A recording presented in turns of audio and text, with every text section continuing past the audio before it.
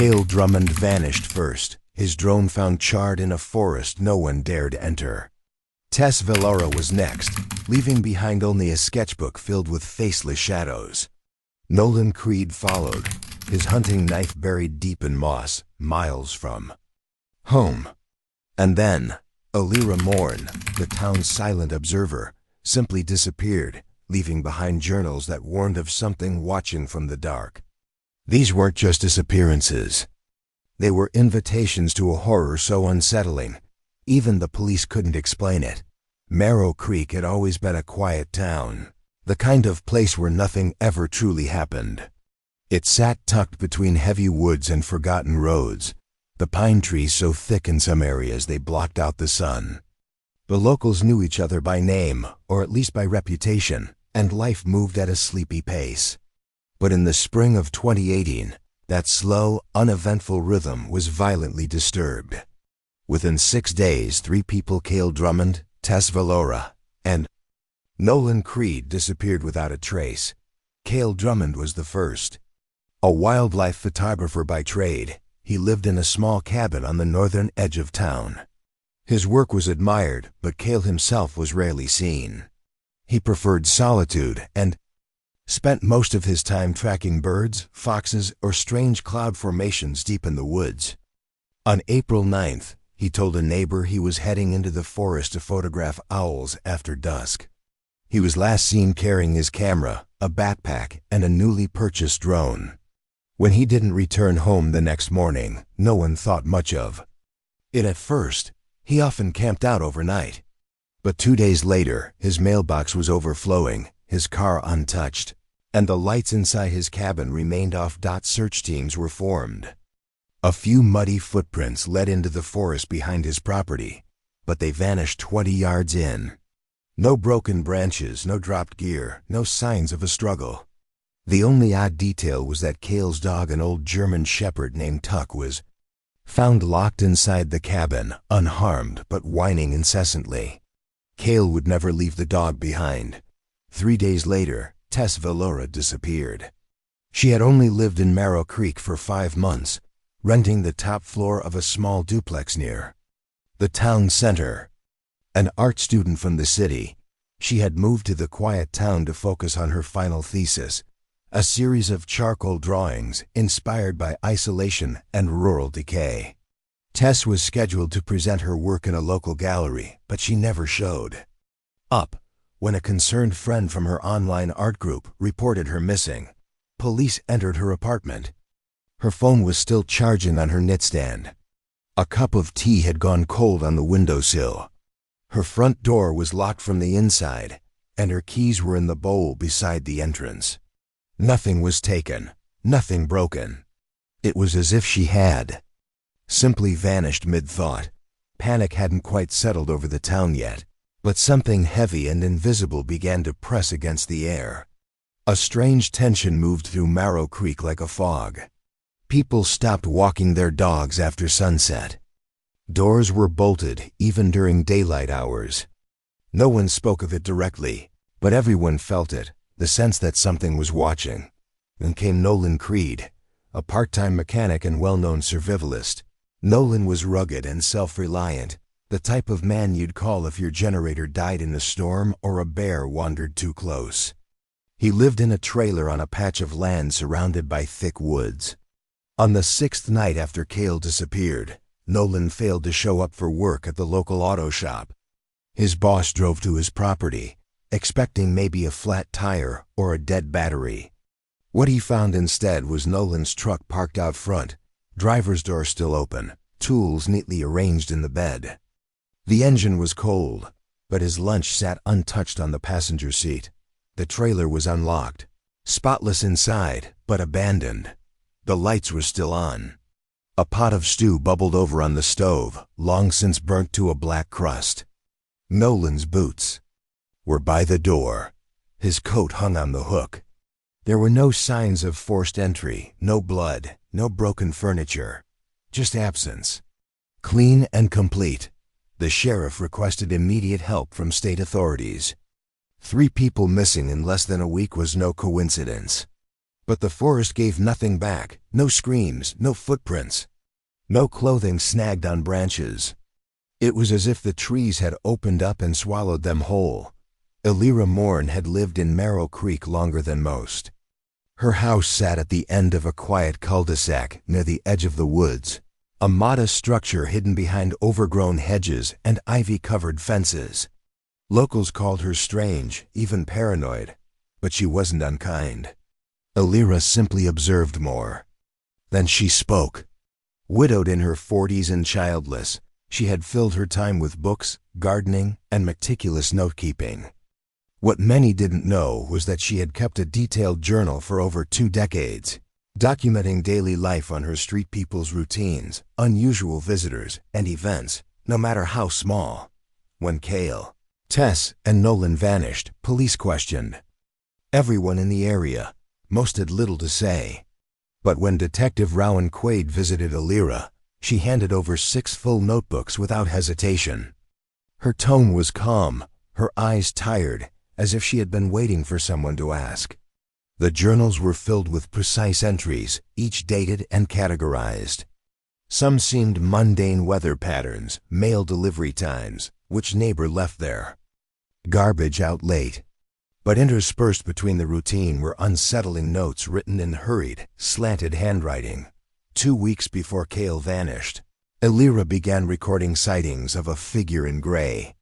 The first entry read, 1:38 a.m., tall figure across Cale's yard, long limbs, standing still, no face seen. The next night, heard 3 knocks at back door. Checked no one there. Same figure under lamppost at street's end. Not moving. The entries became more frequent and increasingly frantic. Window open in living room. I never opened it. Footsteps upstairs. I live alone. She never mentioned calling the police. She never told a neighbor. Elira believed no one would take her seriously. As the days passed, she documented patterns. The figure appeared only after midnight. It never crossed property lines. It stood, always motionless, just far enough away that features couldn't be seen. Once, she claimed to see it at 4 a.m., standing on the roof of Tess Vallora's building. Like it was waiting for her to wake up, she wrote. Detective Quaid was skeptical. Still, something about Elira's unwavering tone and consistent descriptions made him uneasy. He ordered a forensic sweep of her property, including her attic, basement, and surrounding yard. Nothing unusual was found. No signs of trespassing. No surveillance footage from nearby houses showed anyone outside her window or on her street at the time she described. Yet Elira's entries lined up almost perfectly with the timeline of the disappearances. Investigators began to consider that Elira might not be the unreliable narrator they thought she was. Her journals noted Cale heading into the woods the night he disappeared, drone in hand. She wrote that his dog barked for hours afterward. For Tess, she recorded a note, 3:12 a.m., screaming but muffled, then silence. Lights flickered in her window. For Nolan, she wrote nothing specific about that night. Instead, her final entry simply read, "He looked at me." Not Nolan. Something in his skin, hollow eyes. Then he turned and walked into the woods. That was the last page. When police returned to speak with Elira days later, she didn't answer the door. They entered with a wellness check warrant. Her home was in perfect order. Dishes clean, plants watered, but she was gone. Her purse, coat, and medications were left behind. There were no signs of a struggle, no broken locks or windows. Just one thing was out of place, a single gray wool coat, folded neatly on the living room chair. No one remembered her owning it. Her disappearance made headlines for a brief moment, but quickly faded as no further evidence surfaced. People began to say she'd lost her mind and wandered into the forest. But those who had read her journals found themselves waking up at night, staring out their windows, watching for the figure she described. Marrow Creek, once sleepy and unremarkable, had become a place where people kept the lights on until morning. By early May, weeks after the disappearances and Alira Morn's vanishing, Marrow Creek had turned into a shell of its former self. Law enforcement presence increased, but no answers came. Rumors flourished in the absence of facts. Some claimed a serial killer was hiding in the woods. Others believed the land itself was cursed. Residents moved out. Curtains stayed drawn. Children weren't allowed outside. Still, Detective Rowan Quaid kept searching. A possible lead surfaced when a park ranger reported something unusual deep inside the forest, nearly 5 miles from the edge of town. The area was remote, largely untouched by hikers, and had no known trails. The ranger had been investigating a foul smell when he came across a lone pine tree, oddly blackened and brittle, as though it had been burned from the inside out. The bark had split, exposing charred insides, but there was no sign of fire damage to the surrounding forest floor. No ash, no smoke, no recent lightning strikes. It was an anomaly. At the base of the tree was a mangled piece of technology, a drone almost completely destroyed, its casing cracked and lens shattered. The serial number, once traced, confirmed what many feared. It belonged to Cale Drummond. The battery was melted, and the SD card was fused into the housing. There was no way to recover any footage. But the fact that it had ended up so deep in the woods, near no marked paths, raised questions. Cale had no reason to venture that far, at least not without telling someone. Nearby, hidden beneath a patch of moss and leaves, investigators uncovered a rusted hunting knife with Nolan Creed's initials, C, lightly etched into the handle. The knife showed no traces of blood, only signs of long-term exposure to the elements. It didn't seem like it had been recently used, yet the placement near Cale's drone was more than coincidence. Detective Quaid marked the location and ordered a full search of the surrounding woods. For 2 days, cadaver dogs, drones, and thermal imaging equipment were used. Nothing turned up. It was as if the earth itself had swallowed any remaining evidence. Still, something lingered in that patch of forest. The search teams reported disorientation, dizziness, and audio anomalies, whispers, clicks, and short bursts of static through their communication devices. At first, these incidents were chalked up to faulty equipment or group hysteria. But one ranger, a seasoned veteran of the woods, refused to return after claiming he heard someone call his name from deep in the trees, a voice identical to his late wife's, who had died years earlier. When he followed the sound, it led him in circles for nearly an hour before he returned to the team. Pale and shaking, the team logged the area as Zone Gray, a temporary designation, and halted further exploration until new protocols could be put in place. For Quaid, the forest now felt like a living thing observing, withholding. He returned to Alira Morn's journals that night, rereading her descriptions of the figure in gray. She had mentioned that it always stayed on the edge, never entering homes, that it mimicked voices, that it waited until it was invited. One detail now stood out, her mention of the tree that breathes in smoke, written in a line with no context. Quaid had dismissed it as a metaphor, but now he wasn't so sure. He commissioned a private laboratory to analyze the burned tree's interior.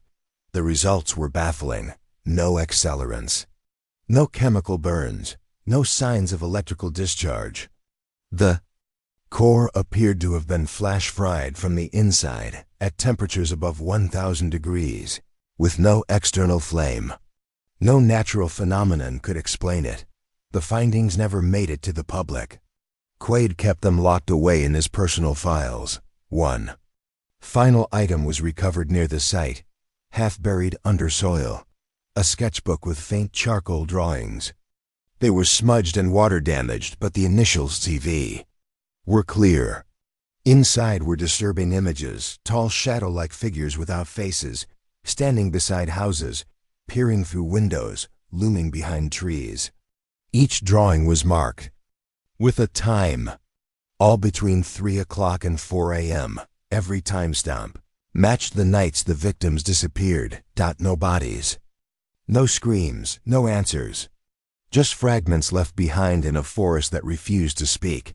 2 months after the last disappearance, the investigation had grown cold. Despite the scattered findings, the burned tree, the broken drone, the knife, and the sketchbook, none of it formed a clear picture. Without bodies or suspects, the case hovered in limbo. Detective Rowan Quaid, known for his methodical logic, found himself grasping at things he would have once dismissed. But then came something no one expected, a blurry face on a grainy screen, and a renewed sense of dread that ran deeper than anything before. It started with a truck stop, nearly 42 miles from Marrow Creek, at a lonely intersection known as Hollow Junction, a place most people passed through without ever stopping. The station's manager had been reviewing security footage due to a vandalism complaint when he noticed a strange figure appearing briefly in a clip from the night Nolan Creed vanished. The footage was grainy, likely from an outdated camera system, but the timestamp was clear: 3:12 a.m. April 15th. In the frame, a lone figure stepped into the far edge of the camera's view. Barefoot, pale, and wearing what looked like a blood-stained coat. The face was partially visible as they turned slowly toward the camera. While the resolution was poor, facial recognition software estimated a strong match with Tess Valora. There was no definitive confirmation, but the resemblance was chilling. More unsettling was what she did, standing still for 6 seconds, then raising one hand to the lens and mouthing words. No audio, no explanation. Experts tried lip reading but couldn't make out more than fragments. Some thought it looked like, "Help me." Others argued it looked more like, "Don't follow." One analyst simply said, "It didn't look like she was talking to us. It looked like she was talking to someone behind the camera." The footage didn't end there. Moments later, lights in the gas station's lot flickered. A passing truck's dashcam, synced to the same time, caught a brief silhouette crossing the road behind the station. It didn't appear to walk, just glided through the light's edge and vanished into the dark. Around the same time, a truck driver named Henry Callow placed a call to Highway Patrol, reporting a woman standing in the middle of the road just south of Hollow Junction. He described her as young, long dark hair, white clothes, arms raised like she was calling to something in the sky. When he slowed down and stepped out to help, she was gone. No footprints, no sounds. Just the hum of crickets and an overwhelming sense that he wasn't alone. Quaid visited the gas station personally. He stood in the exact spot where the figure had appeared on camera. The night was quiet, uneventful, but something felt wrong. The security camera, now removed for analysis, had been fixed to the wall with rusted screws, so old it was almost a miracle it recorded anything at all. The manager said he hadn't checked it in years. If the vandalism hadn't happened, the footage may have gone unnoticed forever. No other sightings of Tess or any of the missing individuals were reported after that night. But whispers grew louder. Truckers began avoiding the junction after dark. Locals spoke of seeing faint shadows at the tree line when they drove by. A few claimed their radios picked up static and faint voices when near the Hollow Junction woods. All of it dismissed as paranoia. Detective Quaid compiled the footage and witness reports into an off-record file. He labeled it Unexplained Events. Marrow Creek Zone. Though not part of any official report, the file circulated among a small circle of state investigators. None offered solid theories. All agreed on one thing: it wasn't over. Whatever was happening hadn't stopped. It had moved. The sightings beyond Marrow Creek marked a shift. It wasn't just about the town anymore. It wasn't confined to the woods. It was following, watching, testing boundaries. And for the first time, Quaid began to suspect that the victims hadn't simply disappeared. They might still be out there, but not entirely themselves anymore. Detective Rowan Quaid could no longer sleep through the night. Something had taken root in his thoughts, something he couldn't shake. No matter how many times he tried to rationalize the case, it was no longer about 3 missing people. It wasn't even about Alira Morn or the strange figure on the truck stop footage. This had evolved into something else, something older, something deeply wrong. His final decision was made quietly, without informing the department. If official channels couldn't get answers, he'd go alone. Quaid returned to the forest near Marrow Creek, where Cale's drone and Nolan's knife had been found. This time, he carried only what was necessary: a backpack, flashlight, notebook, and a body-worn camera. He kept the visit unannounced, arriving just before sunset. The air was still and unnaturally quiet, no birds, no wind, only a blanket of oppressive silence. As night fell, he pushed deeper into the trees, past the burnt pine that now felt more like a grave marker than a clue. He followed no trail, relying instead on instinct. After 2 hours of slow movement, the landscape began to change. Trees grew thinner, straighter. The ground turned soft, almost sponge-like beneath his boots. And then he found it, a clearing. Perfectly round, roughly 20 meters across. In the center stood a large stone, black, smooth, unnatural. No moss, no weathering. It didn't belong. Surrounding it were small objects half buried in the earth. A torn camera strap, what looked like charcoal pencils, and the rusted shell of a survival watch. All items linked to the missing. They weren't scattered randomly, they were arranged. As if placed in offering, Quaid approached the stone.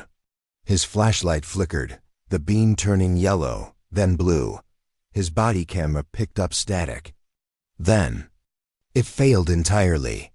He scribbled observations into his notebook, but his hand trembled, and the words blurred. As he stepped closer, his chest grew tight. Not from fear, but from pressure, like gravity pulling him inward. The ground hummed. Somewhere behind him, a low clicking noise echoed, followed by a deep inhale that wasn't his own. He turned quickly. No one there. The space around the stone began to distort. Trees on the edges of the clearing seemed to bend inward, their outlines stretching unnaturally. For a brief moment, he thought he saw Cale standing at the edge of the clearing, face blank, eyes completely white. Next to him, Tess, and behind them, Nolan, all motionless, all staring. Not with recognition, but with hunger. Like something wearing them as masks. Then they were gone. Quaid stumbled back, heart racing. As he turned to leave, he noticed something scrawled into the side of the black stone. Not etched, but burned letters blackened into the surface. They read, "You brought light to a place that remembers darkness." Below it, carved with what looked like fingernails, were dozens of names. Names he didn't recognize, except for Cale Drummond, Tess Velera, Nolan Creed, Alira Morn. The last name was fresh. Rowan Quaid. He ran. He made it back by dawn, covered in dirt and scratches, with no memory of how long he'd been inside the forest. His notebook was torn, half the pages missing. The camera's memory card had melted. He submitted no official report. Within 2 weeks, he submitted his resignation, moved out of state, and changed his identity. He never returned to Marrow Creek. The case files remained incomplete. The disappearances were eventually labeled as unresolved with no suspects. The town declined rapidly. Half the population left. The forest overtook abandoned homes. Roads cracked. Streetlights failed. Years later, hikers occasionally report odd sights in the woods. Figures too still to be human. Faces too smooth to be real. Some claim to hear voices calling to them in the early morning hours. One camper swore he saw a woman in a white coat staring from the tree line, mouthing words he couldn't hear. The authorities dismiss it all, but those who've read the hidden reports know the truth. It was never just about murder. It was about something older than the town, older than memory. Something that doesn't take lives. It repurposes them.